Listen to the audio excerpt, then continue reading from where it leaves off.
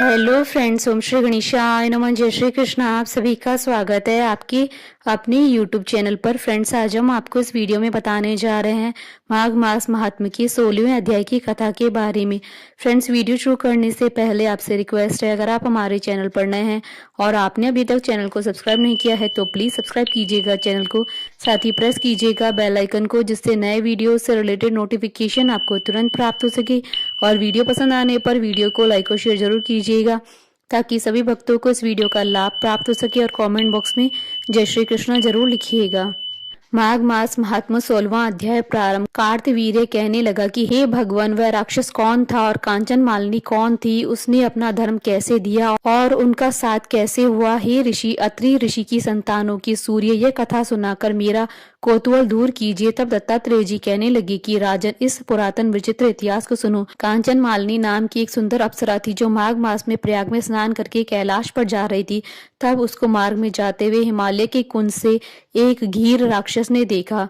उस सोने जैसी तेज वाली, सुंदर कटी वाली, बड़े बड़े नेत्रों वाली, चंद्रमुखी, सुंदर केश और पीन पयोधर वाली सुंदर अप्सरा को देखकर उस राक्षस ने कहा कि हे सुंदरी कमल नैनी, तुम कौन और कहाँ से आई हो? तुम्हारे वस्त्र और वेणी भीगी हुई क्यों है? तुम आकाश मार्ग से कहाँ जाती हो और किस पुण्य के प्रताप से तुम्हारा शरीर ऐसा तेजस्वी और रूप मनोहर है? तुम्हारे गीले वस्त्र से मेरे मस्तक पर गिरे हुए एक बूंद जल से मेरे क्रूर मन को एकदम शांति प्राप्त हो गई। इसका क्या कारण है? तुम बड़ी शीलवती प्रतीत होती हो, इसका कारण मुझसे कहिए। अप्सरा ने कहा कि हे राक्षस, सुनो, मैं काम रूपिणी अप्सरा हूँ। मैं प्रयाग में संगम में स्नान करके आ रही हूँ, इसी से मेरे वस्त्र भीगे हैं। अब मैं कैलाश जा रही हूँ, जहाँ श्री शिव निवास करते हैं। त्रिवेणी के जल से मेरी सब क्रूरता दूर हो गई है, जिसके पुण्य के प्रभाव से मैं इतनी सुंदर और पार्वती जी की प्रिय सखी हुई। जो आश्रय देने वाला उदाहरण मुझे ब्रह्मा जी ने कहा था सो सुनो। मैं कलिंग देश के राजा की वैश्या थी, रूप लावण्य और सुंदरता में अपूर्व थी। मेरी सुंदरता पर सारा नगर मोहित था और मैंने अनेक प्रकार के भोग भोगे, अनेक प्रकार के वस्त्र और आभूषणों की घर में कोई कमी नहीं थी।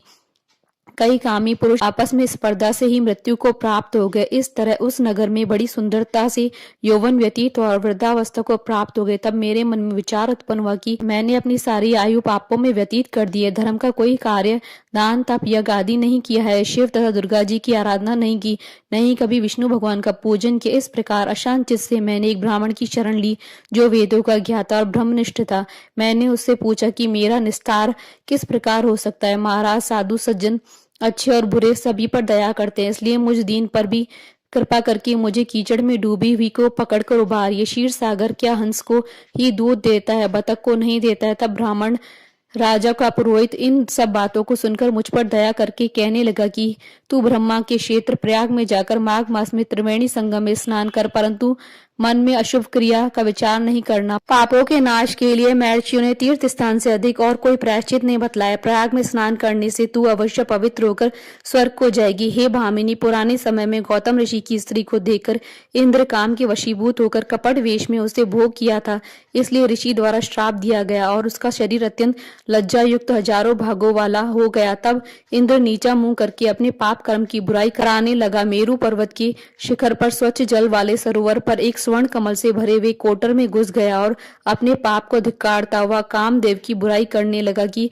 यह सब पापों का मूल है। इसके ही वशीभूत होकर मनुष्य नरक में जाते हैं और अपने धर्म, कीर्ति, यश और धैर्य का नाश करते हैं। इंद्र ऐसा सोच ही रहा था, सो इंद्र के बिना सारा देवलोक शोभाहीन हो गया। तब देवता, गंधर्व, किन्नर, लोकपाल इंद्राणी के सहित बृहस्पति जी से जाकर पूछने लगे कि महाराज, इंद्र के न रहने से स्वर्ग ऐसा शोभाहीन हो गया है जैसे सतपुत्र के बिना श्रेष्ठ कुल।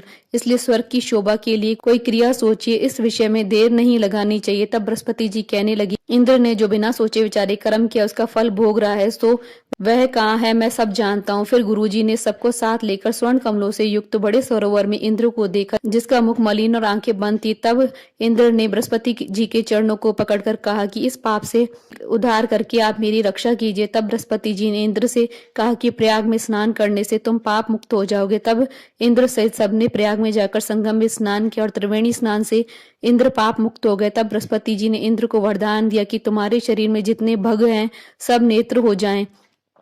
तब इंद्र ब्राह्मण की वर से 1000 नेत्रों से ऐसा सुशोभित हुआ जैसे मानसरोवर में कमल शोभायमान होता है। इति श्री माघ मास महात्म 16वां अध्याय संपूर्ण।